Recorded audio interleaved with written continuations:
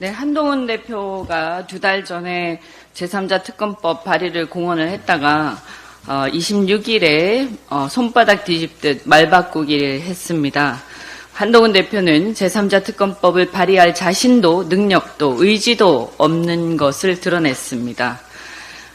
지금까지 한동훈 대표가 김건희 명품백 수수 혐의라든가 그 무혐의 처분이라든가 제3자 특검법에 대해 보여준 태도로 볼 때 윤석열 정권과 차별화하기는커녕 과거 전두환 노태우 사례처럼 차별화 쇼를 할 능력도 의지도 없다는 게 증명이 됐습니다.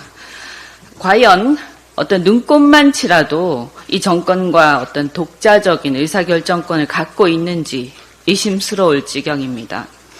한동훈 대표는 국회의 다수당 제1야당 대표가 굳이 독립적인 의사결정권조차 있는지 의심스러운 여당의 대표를 만나서 회담해야 할 이유가 있는지 스스로 입증해야 될 것입니다. 윤석열 대통령이 어제 국무회의에서 교육과 의료개혁 없이는 대한민국 미래가 없다. 중증 질병이 생길 때 병원을 제대로 못 가게 된다면 어느 누가 지방에 살려고 하겠나 라고 하면서 뚱딴지 같은 소리를 했습니다. 도대체 몇 달 동안 어디 외국에라도 나가 계셨는지 한국에 계셨는지 의심스럽습니다. 지금 우리 의료체계는 바로 윤석열 대통령 때문에 완전히 붕괴되어가는 지경에 이르렀습니다. 의대 증원 소요 예산 추계만 해도 향후 6년간 6조 5천억이라고 하고요. 그리고 전공의가 지금 전국에 흉부외과 같은 경우에는 10손가락 안에 든다고 합니다. 그래서 노 교수가 전공의가 없는 상태에서 수술을 하기가 어려워서 사표를 내는 지경에 이르렀다고 하는데 당장 흉부외과 수술을 해야 되는 환자들은 어떻게 해야 할지 생각만 해도 끔찍합니다. 우리가 자랑하는 그 이국종 교수로 유명한 그 아주대 응급의료센터, 권역별 응급의료센터 같은 경우만 해도 14명의 응급의학과 전문의 중에서 과반인 7명이 사직했다고 하고 건대 충주병원 응급실 같은 경우는 전원이 사직했다고 하고요. 이대 목동병원의 응급실 같은 경우는 전문의 한 명이 교수 한 분이 지키고 있다고 합니다. 이러니까 응급실 뺑뺑이 소리가 안 나올 수가 없습니다.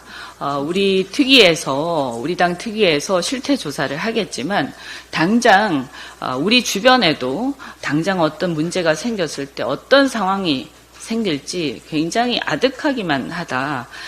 그리고 이게 전공의가 없다는 게 어떤 문제냐 하면 전공의가 없는 상태에서 우리나라는 이때까지 전공의의 어떤 헌신 덕분에 이 의료체계가 상급 종합병원, 대학병원이 유지되어 왔는데 그들이 없어지게 되면 노교수가 모든 당직을 해야 되는데 이게 사실상 불가능합니다. 노교수들도 버티기가 힘들어져서 그만두게 되고 그럼 위에 상부 구조가 없는 상태에서 의대생들만 남게 됩니다. 그럼 어떻게 이게 유지가 됩니까? 상급병원들이? 그러니까 생각만 해도 이건 의료 붕괴가 명약관화해지는 거죠. 이 부분에 대해서 이런 생각을 전혀 하지 못하고 이것을 밀어붙이고 있는 윤석열 대통령은 대한민국 의료농단의 주범이 될 것이라고 저는 생각합니다. 나중에 이것은 게이트라고 해도 과장이 아니다라고 생각하고 정말 대한민국 의료 시스템을 붕괴시키는 주역이 되지 않도록 이것을 지금이라도 제대로 다시 재점검해야 된다라고 생각합니다. 한 가지만 더 말씀드리겠습니다. 지금 예산안 발표를 했는데 이것도 지금 예산안 발표하면서 전 정부가 5년 동안 400조 원 이상 국가 채무를 늘려서 정부가 일하기 어렵게 만들었다. 이런 망발을 하고 있습니다. 지금 임기 시작한 지가 언젠데 아직도 전 정부 탓하고 있습니까? 그래도 전 정부는 코로나 사태를 극복하기 위해서 많은 재정을 써야 할 필요가 있었습니다. 그런데 지금의 어떤 추세를 보자면 윤석열 정부마저도 국가 채무가 400조 가까이 증가한다고 합니다. 그러면 자기 자신도 똑같을 겁니다. 거울을 보고 말씀하시기 바라고요. 지금 보면 어쨌든 상당히 많은 재정 수요가 있습니다.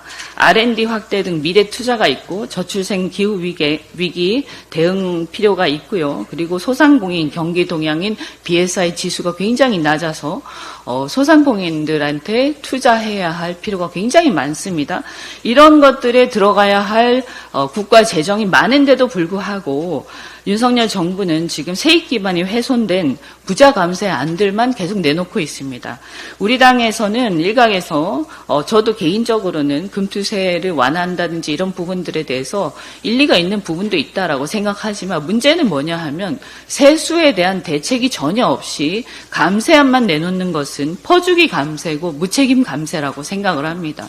정부가 책임 있게 또 국민의힘이 책임 있게 세수를 어떻게 확보할지 대안부터 내놓고 나서 감세에 대한 안을 내놓기 바랍니다. 네, 이상